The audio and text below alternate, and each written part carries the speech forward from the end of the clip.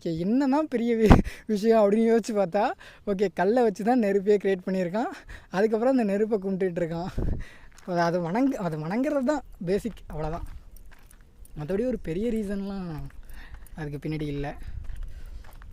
சொல்லப்போனால் இது வந்து ஏன்னா ஒரு நெருப்பை கண்டுபிடிச்சதுக்கு அப்புறம் அவன் வந்து அடுத்த கண்டுபிடிப்பு ஒன்று கண்டுபிடிக்கிறதுக்கு எத்தனை 1000 ஆண்டுகள் ஆயிருக்குன்னு கூட வந்து நமக்கு தெரியாது.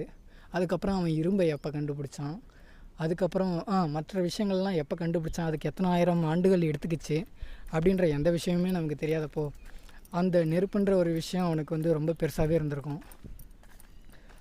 ஸோ அதை ஃபாலோ பண்ணி தான் நம்ம இவ்வளோ தூரம் வந்து ஒரு கல்லை வச்சு சிலையாக, அதை கல்லை வந்து நம்ம அப்படியே போக போக வந்து சிலையாகவே க்ரியேட் பண்ணி அதை வந்து வணங்க ஆரம்பிச்சிட்டோம் சூடமேத்தி. அவ்வளோதாங்க அந்த நெருப்புக்கு பின்னாடி இருக்க பெரிய ஸ்டோரி. நெருப்புக்கும் கல்லுக்கும் இருக்க ஸ்டோரி, நம்ம சாமியாக கும்பிடுறது. ஆக்சுவலி இது